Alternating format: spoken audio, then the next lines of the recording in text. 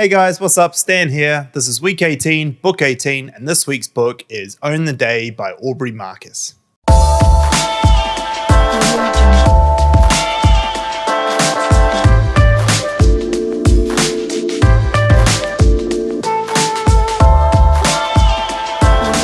Now, this book has been the worst book I've read all year. I am struggling to say that because I think that there's good bits in every book, and there is. And even in this book, there are some great bits in it. But it's one of those books that is purely self-promotion, and the arguments made for the self-promotion are based off false premises and off, I guess, pseudoscience, really. And a lot of this book is just a push for Aubrey Marcus's supplement company that he owns. And although I don't mind a good plug, go for it by all means. If you have a great business, plug the hell out of it in any of the media that you produce. But don't have arguments around things that aren't based on science or aren't based on fact. You know, he talks about a lot of stuff that, typical, I guess, Southern Californian people talk about.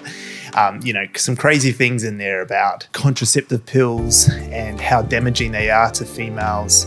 He encourages smoking and nicotine. He tries to talk about not using sunblock. He talks about a lot of things in a perspective that isn't correct for people who read these sort of books.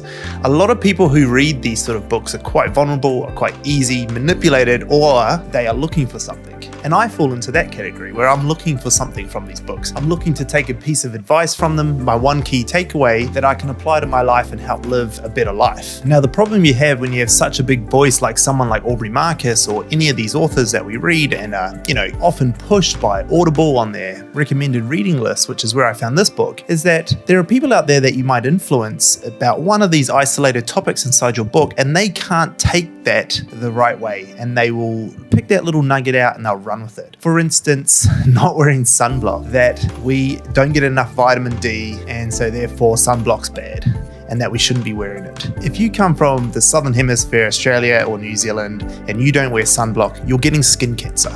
You're gonna die. Simple as that. Everyone needs to wear sunblock. You get enough vitamin D by walking outside with sunblock on. Smoking. He talks about the effects and the great effects of nicotine. People can't control their addiction to nicotine. That's the problem with nicotine. That's why cigarettes are so highly criticized in all walks of life these days. That's why countries like Australia and New Zealand have plain packaging, disgusting images of the effects of smoking on the packaging when you see it.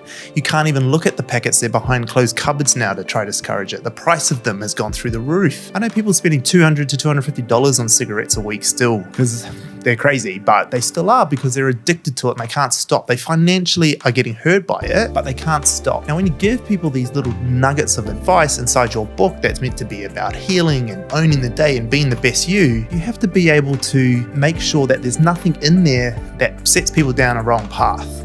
Because not everyone is strong enough and confident enough to take those bits of information and not abuse that advice and do the wrong thing. So for me, this book failed on a lot of pieces because of this stuff. And otherwise, he had some really good messages in there about owning the day and being the best you. It's a shame because he is a good author. He does write well. He's got a good, interesting writing style. He does keep you engaged. But I guess that in there lies the problem, is that he's convincing so many people to do some dumb stuff. And it's all in the aim of self-promoting his supplement company to make himself better off financially. Now, there's nothing wrong with getting a financial kick when you do something like write a book. That's obviously the point of writing a book. But you should be writing that book in its own stead, and it should be selling its own story. It shouldn't be trying to just be an advertisement for a supplement company using false premises and fake information and pseudoscience to sell these supplements of yours. Now, I've got nothing against supplements. I use them myself. I don't go into some of the crazy ones he has, but I use creatine, I use protein shakes. But in terms of things like creatine, there's a lot of science behind creatine. Creatine is probably one of the greatest supplements out there. Just the plain old creatine monohydrate has been thoroughly tested more than probably any other supplement out there because of how great the effects are of it for resistance training and other exercising. But the supplements that he's pushing aren't as thoroughly tested. Yes, they might still be good for you and that's fine, but don't make up stories about not wearing sunblock because you're not getting enough vitamin D, that nicotine's good for you and a few cigars or cigarettes are all right, that alcohol is okay and that you should be trying to put some of it in your diet. that contraceptive pills are so harmful for women. Look, you shouldn't be making claims like that. Not when you have such a strong voice that carries a lot of weight. You got to be really careful with what you say. And I think you failed everyone in this book, and it's quite disappointing because he did have some good points and he did have a good message underneath it all, which was owning the day. And from that message, he was trying to tell you to do everything you possibly can to get the most out of every day. And I do believe in that. I guess if I was to take one thing away from that, you should be trying to own the day. You should be trying to take everything out of every interaction that you have in the day and get the most out of it. That's absolutely true, and he is completely right with that. But when you're trying to say that in today's world we're worse off than we were in the past, you're just wrong. You're just absolutely wrong. There's too much evidence to say otherwise, and you can't make claims like that when you're a self-help book, because you're actually going to hurt people. People are going to take this the wrong way. I'm sorry, this has been a bit of a rant, but I think it needed to be done. I think that you should call out stuff when you can, and unfortunately in this book, Aubrey Marcus has said things that I don't think he should have, and I think he's gone down it the wrong way. But you know what? Each to their own. This is his book. Good on him. He's made a bunch of money out of it. But for me, this is my lowest rated book. I gave it a 1 out of 5 because he couldn't go lower. And yeah, we'll just leave it there, eh? Next week's book is Orphan X. It's a series that I've started, which is brilliant.